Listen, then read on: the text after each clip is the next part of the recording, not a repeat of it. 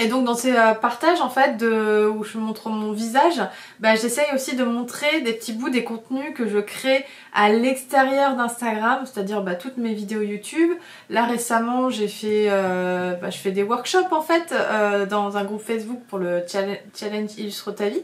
Donc tout ça en fait quand on est sur Instagram et qu'on ne suit pas forcément toutes ces actus là, en fait on sait pas que j'ai tout ça à l'extérieur. Et moi mon but c'est que les gens qui sortent de la plateforme pour découvrir vraiment mon univers, ce que je fais, etc. Moi c'est vraiment ça mon but. D'ailleurs ça devrait être, c'est le but de tout le monde en fait. Instagram c'est un point de départ en fait, mais après le but c'est quand même d'amener les gens vers votre site internet, votre univers et tous les autres contenus que vous pouvez avoir autour. Bonjour à tous, j'espère que vous allez bien. Bienvenue pour un nouvel épisode d'Illustration le podcast. Moi c'est Elodie et aujourd'hui je vais vous parler un petit peu de ma stratégie sur Instagram en 2022.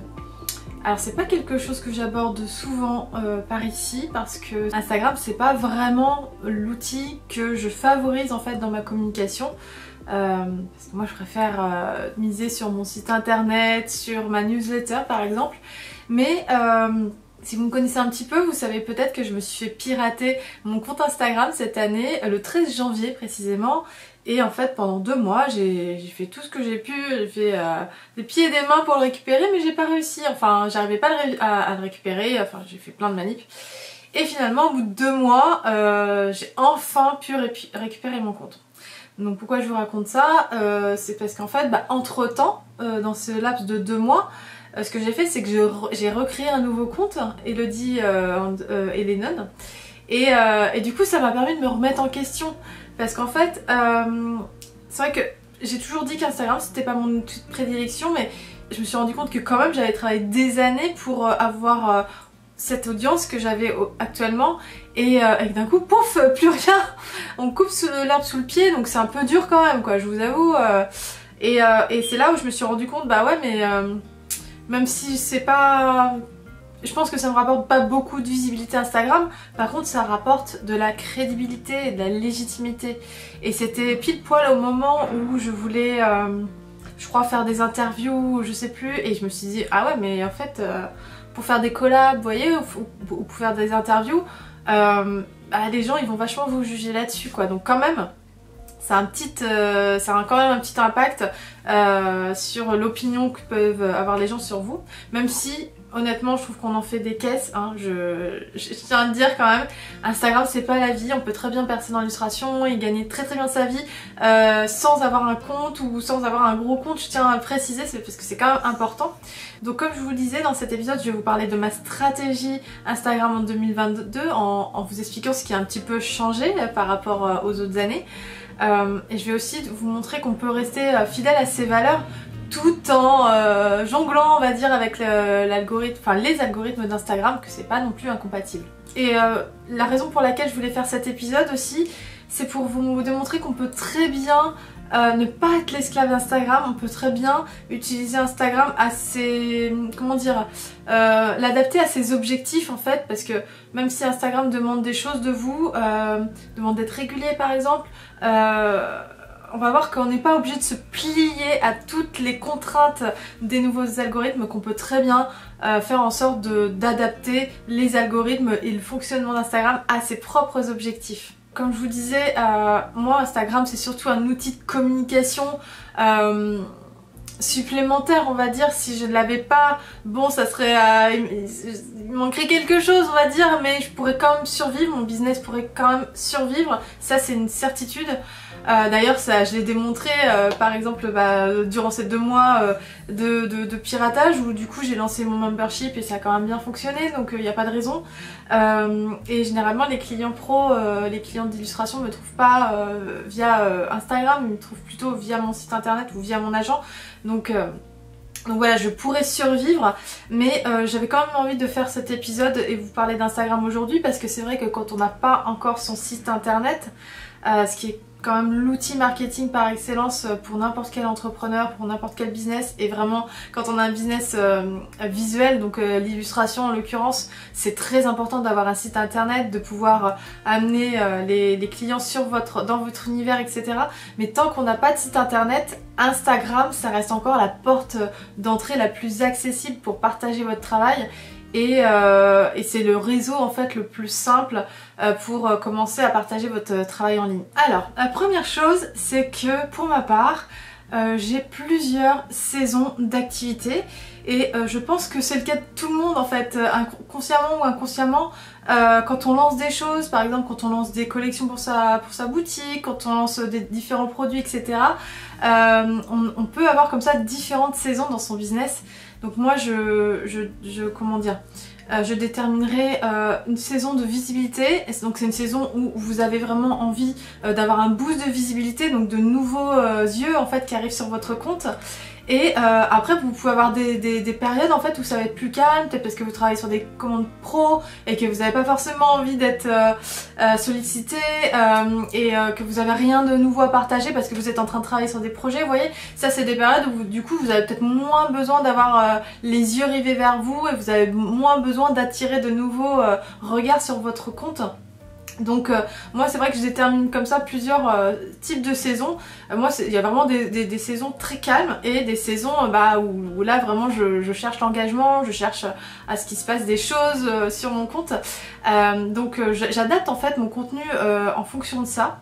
À savoir que même si je sais qu'Instagram n'aime pas ça, parce qu'Instagram il aime la régularité, j'ai aucun souci à avoir des moments, je veux dire, des moments de calme où je vais poster très peu. Alors j'essaye de ne pas arrêter de poster complètement, mais en période de lancement, donc par exemple lancement de collection ou de produits numériques ou de formation comme en ce moment, je vais avoir tendance à beaucoup plus poster, genre je vais poster par exemple 5 fois par semaine, voire 7 fois, enfin voilà, je vais vraiment essayer de poster beaucoup parce que je sais qu'Instagram aime, il a besoin de se nourrir tout le temps et de contenu et que bon évidemment il faut pas poster n'importe quoi, mais poster du contenu cohérent par rapport à ce qu'on essaye de montrer, et voilà.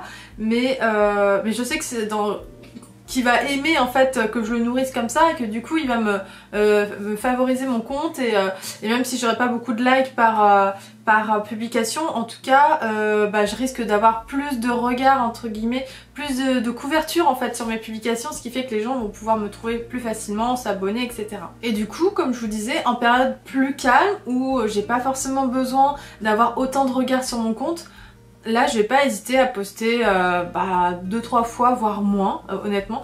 Comme je vous disais, j'essaye de pas arrêter complètement parce que Instagram n'aime pas ça, puis même moi je trouve pas ça super sympa pour ma communauté de dire bon j'ai un truc à vendre, je suis là et après je suis plus là. Non c'est pas très sympa. Donc j'essaye d'être toujours là, j'essaye de garder le fil et puis aussi c'est bête hein, mais quand on perd l'habitude de poster régulièrement, après on est comme rouillé. Donc il y a ce truc là aussi de se dire c'est bien en fait de continuer à s'entraîner, etc.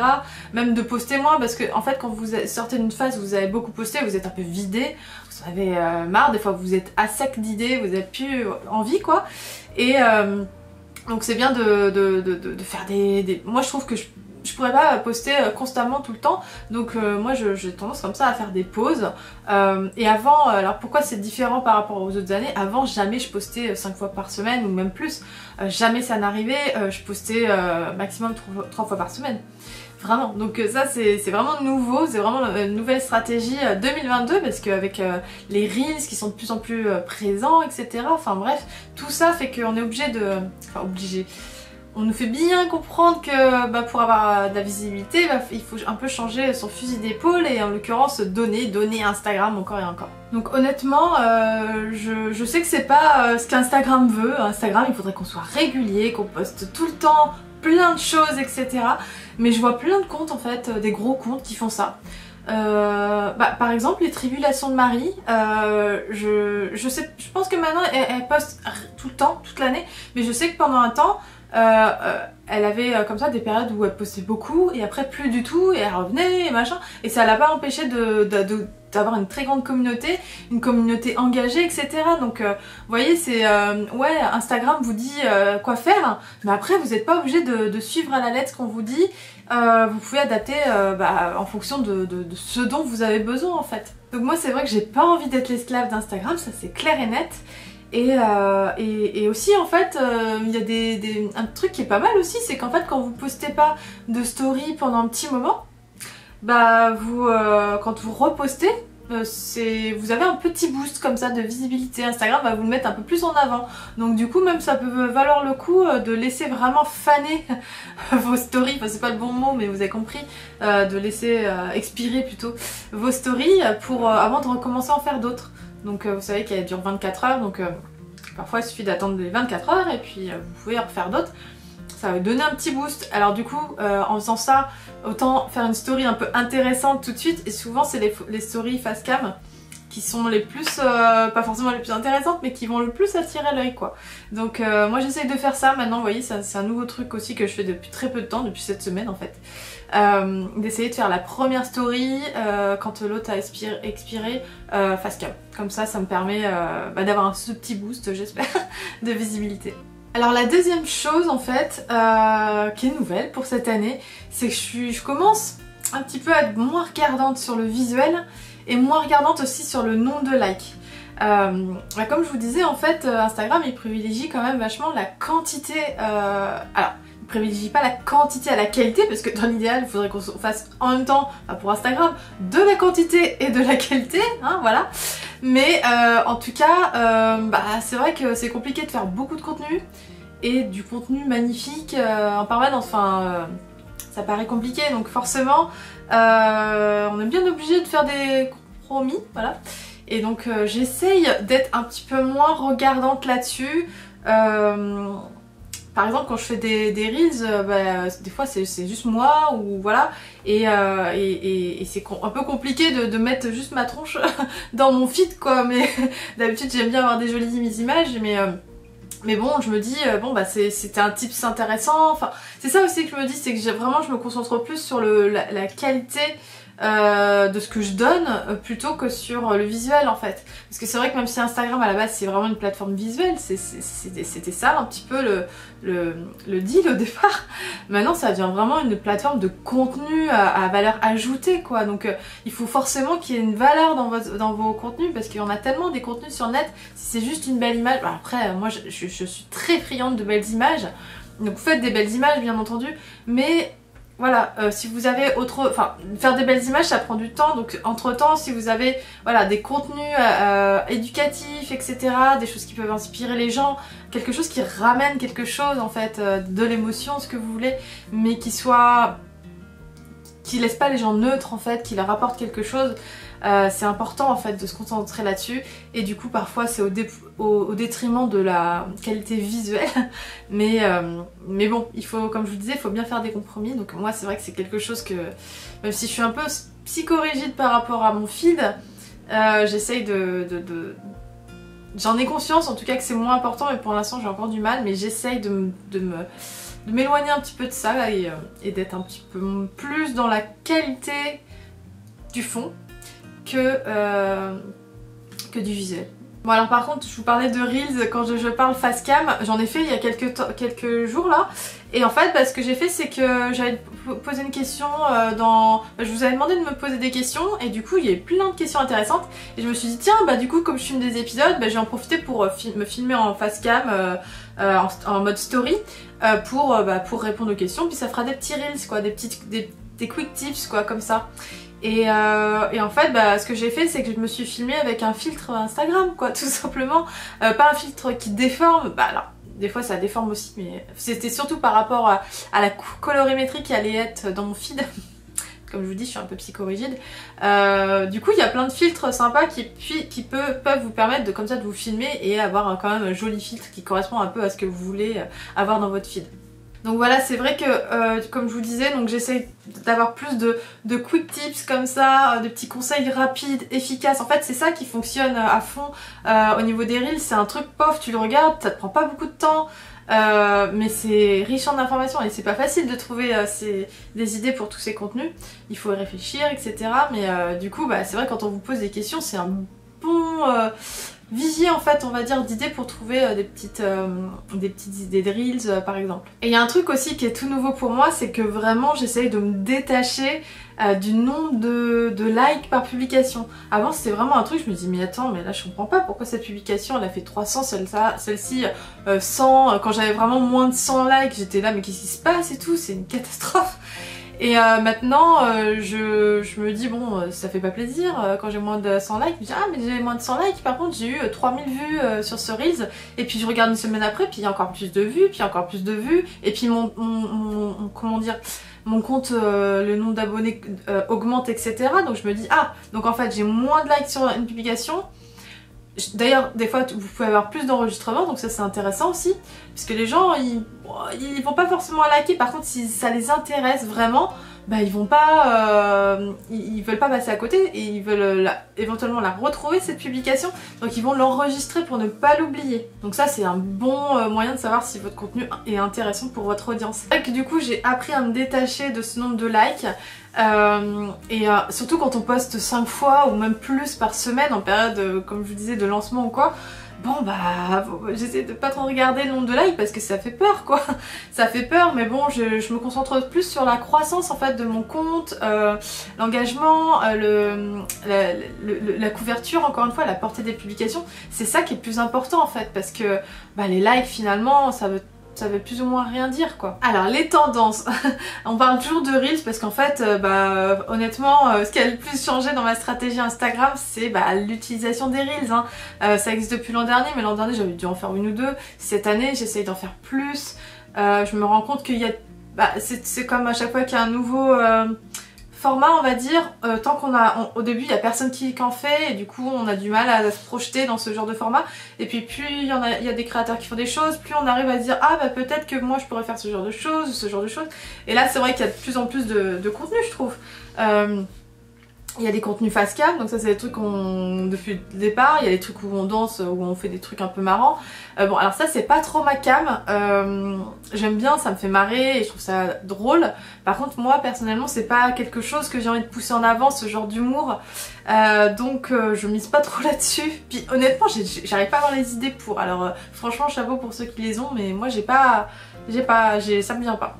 Donc c'est pas pour moi. Par contre je vais plus me concentrer au niveau des musiques qui sont tendance. Mais alors c'est pareil, je fais attention à ce que les musiques soient dans la même veine que ce que j'ai envie de véhiculer. C'est-à-dire que je vais pas utiliser une musique techno alors que j'ai toujours des musiques un petit peu vintage, un peu douces. Après je peux aller aussi dans les années 60, mais parce que ça reste un petit peu... dans le vintage on va dire, mais voilà, je vais pas prendre une musique parce que en fait dans Instagram on te dit ah bah tiens cette musique elle est bien et tout, elle est tendance. Non mais c'est un truc c'est du rap ou un truc que j'ai rien contre les rap, attention, mais c'est un truc qui colle pas du tout avec ce que je fais.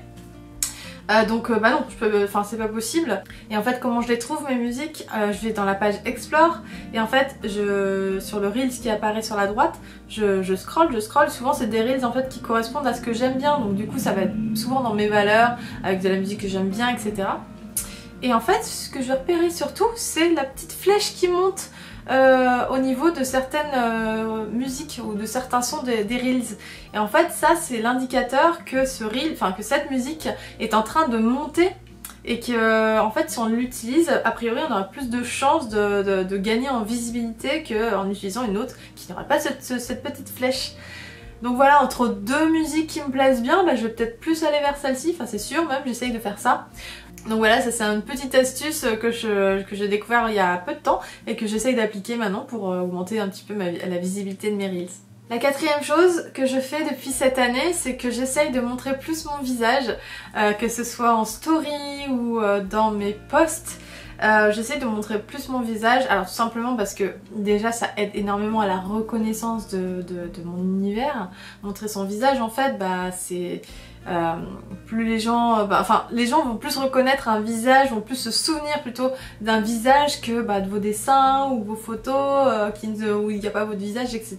que n'importe quel contenu en fait. Un visage c'est quelque chose qui... En fait, en tant qu'être humain, on est attiré par les visages. Enfin, je sais pas comment dire, on a ce besoin, ça doit être quelque chose qui est en nous, qui est presque instinctif, j'ai envie de dire, mais on est intéressé par les gens. Voilà. on est un animal social, des animaux sociaux. Donc du coup, j'essaye de plus mettre mon visage en avant, je le fais quand même depuis quelques temps, mais j'essaye de le faire un peu plus, c'est-à-dire que tous les jours j'essaye de montrer mon visage au moins une fois, et franchement c'est pas quelque chose qui est facile pour moi, même si vous vous dites t'es toujours en train de faire des face cam, mais non en fait c'est quelque chose, vous verrez qu'il y a plein de jours où je le fais pas, parce qu'en fait je suis pas forcément toujours à l'aise. Moi j'aimerais bien en fait des fois être juste dans mon cocon et puis être tranquille quoi.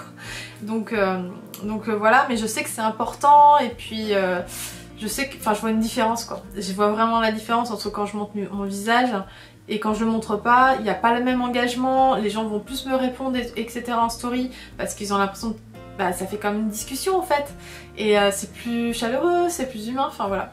Donc j'essaye vraiment de le faire plus, mais comme je vous disais tout à l'heure, ça va dépendre de mes périodes en fait, de mes saisons si je suis en saison de visibilité, où j'ai vraiment envie de me mettre en avant pour gagner en visibilité, ou si je suis en période où je recherche moins cette visibilité, du coup je vais peut-être plus me mettre en retrait, montrer plus des paysages, d'autres choses, et moins moi quoi. Et le problème avec le fait de se filmer en fait, c'est que comme tout le monde, des fois j'ai pas envie de me maquiller. D'ailleurs je me maquille jamais quand je fais pas quand je tourne pas parce que j'aime pas trop, voilà. Des fois j'ai des bad RD comme on dit. Voilà, donc en fait tous les reels etc que j'essaye de faire en plus comme contenu, j'essaye de les faire justement quand j'essaye de batcher ça quand je tourne mes épisodes, comme ça du coup ça me permet de faire tout une journée où je me maquille, je me prépare, machin, et je fais toutes ces vidéos. Donc faut un minimum que je me prépare, que je m'organise à l'avance, mais c'est vachement important parce que j'ai pas envie de me maquiller pour faire une vidéo ou pour faire une story, enfin vous voyez c'est non. Donc j'essaye de le faire à l'avance, et puis après dans les stories il y a toujours les filtres hein. Heureusement qu'ils sont là parce que des fois c'est quand même bien utile quoi. Même si oui c'est bien d'être naturel, mais bon c'est pas toujours facile en fait. On aimerait bien être naturel, on aimerait bien dire oui je m'assume au naturel, mais c'est pas toujours facile quoi, donc j'essaye, mais c'est compliqué. Et donc dans ces partages en fait où je montre mon visage, j'essaye aussi de montrer des petits bouts des contenus que je crée à l'extérieur d'Instagram, c'est-à-dire toutes mes vidéos YouTube. Là récemment j'ai fait, je fais des workshops en fait dans un groupe Facebook pour le challenge Illustre ta vie. Donc tout ça en fait quand on est sur Instagram et qu'on ne suit pas forcément toutes ces actus là, en fait on sait pas que j'ai tout ça à l'extérieur. Et moi mon but c'est que les gens qui sortent de la plateforme, voilà, pour découvrir vraiment mon univers, ce que je fais, etc. Moi c'est vraiment ça mon but. D'ailleurs ça devrait être, c'est le but de tout le monde en fait. Instagram c'est un point de départ en fait, mais après le but c'est quand même d'amener les gens vers votre site internet, votre univers et tous les autres contenus que vous pouvez avoir autour. Moi c'est vrai que comme je vous disais, j'ai tendance à beaucoup partager mon site, même quand c'est pour des vidéos YouTube, je ramène pas les gens sur YouTube, je les ramène sur mon site. Pourquoi? Parce qu'en fait ça alimente mon référencement, ça booste en fait mon référencement, tous ces passages, tous ces clics sur mon site, ça aide Google à se dire il doit être intéressant ce site, il y a beaucoup de gens qui vont dessus, donc voilà. Au lieu de ramener du passage chez YouTube qu'on n'a pas besoin, ou sur une plateforme de podcast, parce que voilà, tout est ramené à mon site, donc tout ça en fait ça me ramène un petit peu plus de visibilité, beaucoup même plus de visibilité sur mon site internet. Donc voilà, c'est un petit peu tout pour ma stratégie Instagram en 2022. Donc en fait pour résumer, ce que j'ai envie de dire c'est que certes les algorithmes d'Instagram sont très gourmands, sont très énergivores, mais vous n'êtes pas obligé d'être esclave des algorithmes d'Instagram et vous pouvez très bien poster sur Instagram en conservant vos valeurs et poster avec une stratégie en fait qui est la vôtre en fait. Comme moi je le fais, voilà, avec mes périodes, mes saisons, etc. Donc voilà, pour finir, j'ai envie de dire que certes, les algorithmes d'Instagram dictent leurs lois, on est obligé un petit peu de s'adapter, mais c'est important que vous sachiez ce que vous voulez en fait avec votre compte Instagram. On peut en faire plusieurs choses en fait d'un compte Instagram quand on est illustrateur. Est-ce que par exemple vous voulez simplement que ça soit une belle galerie, c'est-à-dire que les clients tombent dessus et du coup ça soit comme une page? Est-ce que ça peut être ça? C'est-à-dire que vous postez pas tout le temps, vous postez quand vous avez une nouvelle illustration et entre temps vous n'alimentez pas du tout votre communauté. Ça peut être ça. Et c'est pas complètement... Je pense que ça marcherait moins ce genre de compte en 2022 parce que Instagram va pas favoriser sa croissance si vous communiquez, si vous interagissez pas du tout avec votre communauté. Mais je connais des comptes comme ça qui sont très importants avec beaucoup d'abonnés et qui ne sont que des galeries comme ça. Mais honnêtement, je pense que c'est des comptes qui ont été créés il y a quelques années et qui ont grandi pendant ces années-là. Aujourd'hui, je sais pas si c'est possible de créer une galerie comme ça, from scratch, et de poster que quand on veut et de grandir rapidement. Je pense pas en fait. Mais ça peut être votre choix de faire ça, de vous dire non, j'ai aucunement envie de passer du temps sur Instagram, ça va juste être une galerie pour dire ok, je suis sur Instagram, les gens peuvent me trouver pour qu'ils aillent ensuite sur mon site internet. Ça peut être une stratégie. Ou alors vous pouvez décider de faire beaucoup plus de contenu et du coup d'être vraiment créatrice ou créateur de contenu et pour alimenter votre communauté, etc. C'est vrai que tout va dépendre en fait de ce que vous voulez en fait en tant qu'illustrateur. Est-ce que vous voulez vendre des choses dans votre boutique?